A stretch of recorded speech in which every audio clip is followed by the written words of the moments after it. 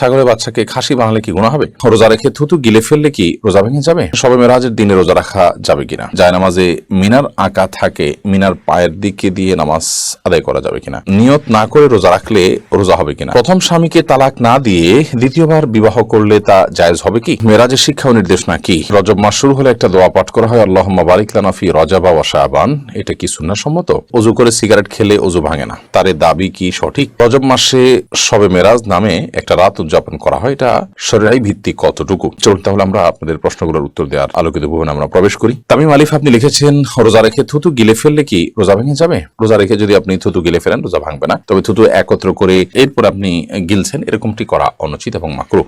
আবুল কালাম আপনি লিখেছেন, শবে মেরাজের দিনে রোজা রাখা যাবে কিনা? অন্য দিনের মতো এই দিনটা সোমবার বৃহস্পতিবার সেই হিসাবে আপনি রোজা রাখলেন, ওকে হতে পারে, অথবা এটা 27তম রাত মেরাজের সেদিন দিনটিতে আপনার অন্য কোনো রোজা আপনি রাখেন, তার সাথে মিলে গেল, রাখতে পারেন, কোনো অসুবিধা নেই। কিন্তু মেরাজের দিবস হিসাবে কোনো রোজার নির্দেশ করা হয়েছে কোথাও বিশুদ্ধভাবে বর্ণিত হয়নি, বিধায় এই মেরাজের দিন উপলক্ষে 27তম দিনে রজবের রোজা রাখার গ্রহণযোগ্য কোনো বর্ণনা বা সূত্র কিন্তু কোরআন এবং হাদিস থেকে পাওয়া যায় না।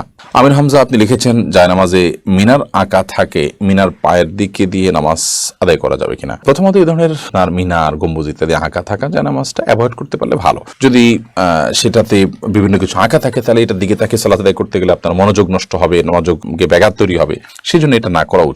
যদি কোনো কারণে সেটার কোনো বিকল্প না থাকে তাহলে যাতে পায়ের নিচে না মানাতে হয় সেটা খেয়াল রাখবেন, কারণ মিনার হোক বা কাবা হোক, এটাকে আপনি পায়ের নিচে মানানোটা সম্মানজনক আচরণ হয় না তার সাথে, সেজন্য আপনি যথাসময় এটাকে মাথার দিকে রাখবেন এবং পায়ের নিচে যেন মানানো না হয় সেটাকে খেয়াল করবেন। এমডি কারাম হোসেন আপনি লিখেছেন, নিয়ত না করে রোজা রাখলে রোজা হবে কিনা? না, নিয়ত ছাড়া কোনো আমল আল্লাহর কাছে গ্রহণযোগ্য হবে না। ইন্নামাল আমালু বিন্নিয়াত, বিধায় সারাদিন না খেয়ে থাকলেন এবং না খেয়ে থাকাটা হয়তো আপনার গ্যাসের কারণে, অসুস্থতার কারণে, কিংবা কোনো ডায়েট করার জন্য, কিংবা খাদ্যের অভাবের কারণে আপনি না খেয়ে থাকছেন, তো এই না খেয়ে থাকাটাকে আপনি ইবাদত হিসাবে গণ্য করতে পারবেন না এবং এটা হিসাবে গণ্য হবে না যদি আপনার মধ্যে রোজার নিয়ত না থাকে। হ্যাঁ, আপনি যেটাকে যথাসময় রোজার নিয়ত করেছেন, দুপুরে 10টা পর্যন্ত 9টা পর্যন্ত আপনি খান নাই, এরপর আপনি নিয়ত করেছেন ঠিক আছে আজকে তাহলে আমি রোজা রাখলাম, এই যে নিয়ত করলাম, রোজা রাখলাম যে আমি না খেয়ে থাকছি আল্লাহকে খুশি করার জন্য, এটা একটা ইবাদত, সেই হিসাবে না খেয়ে থাকছি, তাহলে সেক্ষেত্রে আপনার সওয়াব হবে।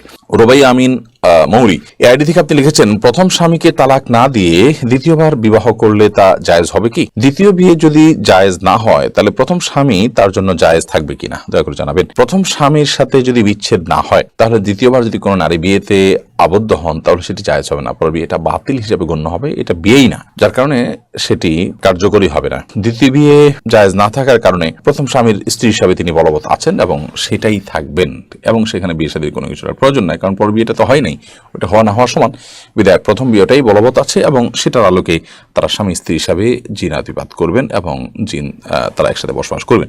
রুহুল আমিন আপনি লিখেছেন, মেরাজের শিক্ষা ও নির্দেশনা কি? মেরাজের সবচেয়ে বড় শিক্ষার বিষয় হলো যে সালাতের গুরুত্ব এত বেশি যে আল্লাহ তাআলা সালাতের নির্দেশ দেওয়ার জন্য তিনি তার কাছে ডেকে নিয়ে গেছেন এবং 50 ওয়াক্ত সালাতের নির্দেশ দিয়েছেন, সেখান থেকে আল্লাহ তাআলা কমাতে কমাতে 5 ওয়াক্তে এনেছেন এবং এই 5 ওয়াক্ত যে আদায় করবে তাকে 50 ওয়াক্তেরই সওয়াব দেওয়া হবে বলে আল্লাহ তাআলা ওয়াদা করেছেন। বিধায় মেরাজের সবচেয়ে বড় শিক্ষা হলো যে সালাতের গুরুত্ব কত বেশি সেটা আমরা শিখতে পারি মেরাজ থেকে, এবং সেই সাথে মেরাজের মাধ্যমে আল্লাহ তাআলা তাকে, নবী সাল্লাল্লাহু আলাইহি সাল্লামকে কিছু কিছু অপরাধের শাস্তি কেমন হবে তার দামি আল্লাহ তাআলা দেখিয়েছেন, তার মুখ আল্লাহ তাআলা দেখিয়েছেন, এবং সেটির মাধ্যমে সে সমস্ত অপরাধগুলোর ভয়াবহতাও আমরা আঁচ করতে পারি, অনুমান করতে পারি। বিধায় মেরাজের সমস্ত শিক্ষাগুলো আমরা ধারণ করতে চেষ্টা করব এবং নবী সাল্লাল্লাহু আলাইহি সাল্লাম যে বার্তাগুলো এনেছেন সেই বার্তাগুলো আমরা গ্রহণ করার চেষ্টা করবো। আল্লাহ আমাদের সেই তৌফিক দান করুন। ফরহাদ আহমদ আপনি লিখেছেন, রজব মাস শুরু হলে একটা দোয়া পাঠ করা হয়, আল্লাহুম্মা বারিক লানা ফি রজব ওয়া শাবান।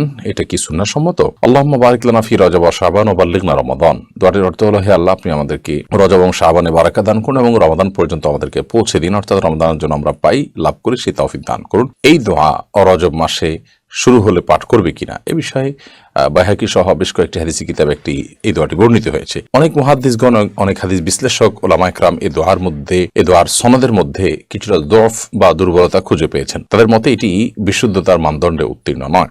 তবে দোয়াটির মর্ম এবং কথা বেশ চমৎকার এবং সুন্দর। সাধারণত যে কোনো ইমানদারি রমজানের জন্য অপেক্ষমান থাকবে, আল্লাহ তাআলার কাছে রমজান যেন প্রাপ্তি নসিব হয় সেজন্য দোয়া করবেন। বিশেষত আমাদের পূর্বসূরি সালাফ যারা ছিলেন তারা 6 মাস আগে থেকে, রমাদানের 6 মাস আগে থেকে তারা দোয়া করতে থাকতেন যেন আল্লাহ তাআলা তাদেরকে রমাদান পর্যন্ত হায়াত দেন এবং রমাদান পাওয়ার জন্য তৌফিক দান করেন। সেই জায়গা থেকে আমরা আল্লাহ তাআলার কাছে দোয়া এমনিতেই বেশি বেশি করে করতে পারি, রমাদান যেন আমাদের লাভ হয় সেজন্য।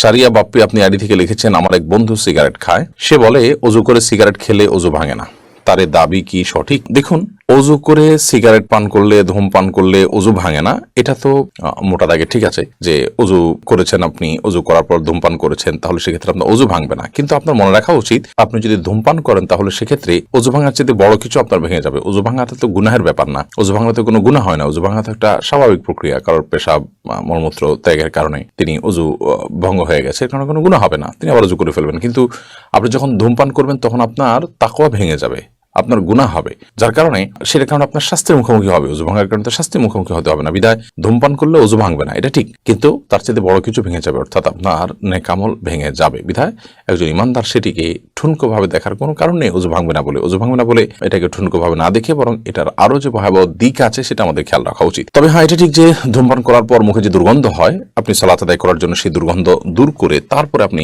মসজিদে যাবেন এবং সালাত আদায় করবেন, যাতে করে ফেরেশতাদের কষ্টের কারণ না হয়, সেটি খেয়াল করতে হবে। নজরুল ইসলাম আপনি লিখেছেন, রজব মাসে শবে মেরাজ নামে একটা রাত উদযাপন করা হয়, এটা শরীয়ী ভিত্তিক কতটুকু? রজব মাসে লাইলাতুল মেরাজ নবী সাল্লাল্লাহু আলাইহি ওয়াসাল্লামের ঘটেছে বলে আমাদের সমাজে বহুল প্রচলন রয়েছে, এবং রজব মাসের 27 তারিখে 27তম রাতকে লাইলাতুল মেরাজ বা শবে মেরাজ তথা মেরাজের রাত হিসাবে উদযাপন করা হয়ে থাকে। মূলত নবী করিম সাল্লাল্লাহু আলাইহি ওয়াসাল্লাম মেরাজ হয়েছে, ইসরা হয়েছে, এগুলো সত্য শুধু নয়, মহাসত্য। এবং এই মর্মে কোরআন কারীমেতে সূরা ইসরা বনী ইসরাঈলের শুরুতে আল্লাহ তাআলা নম্বর শুরুতে ইসরা সম্পর্কে আল্লাহ বলেছেন, রাত্রিকালীন ভ্রমণ আল্লাহ তাআলা করিয়েছেন তাকে অলৌকিক ভাবে। আবার মেরাজের বিষয়ে নবী সাল্লাল্লাহু আলাইহি ওয়াসাল্লাম বহু হাদিস বর্ণিত হয়েছে যে আল্লাহ তাআলা তাকে ঊর্ধ্ব জগতে উঠে নিয়ে গেছেন এবং আল্লাহ তার সাথে সাক্ষাৎ হয়েছে, জান্নাত জাহান্নাম তিনি অবলোকন করেছেন, সিদরাতুল মুনতাহায় গিয়েছেন এবং বিভিন্ন নবীদের সাথে আসমানে রাসূলদের সাথে সাক্ষাৎ হয়েছে। তো এই বিষয়গুলো তো সুপ্রমাণিত এবং এগুলোকে অস্বীকার করবার, বিশ্বাস করবার সুযোগ নেই। কিন্তু মেরাজ রজব মাসেই হয়েছে এমনটি সুনিশ্চিত নয়, বরং বেশিরভাগ ইতিহাসবিদদের মতে মেরাজের মাসটি ভিন্ন।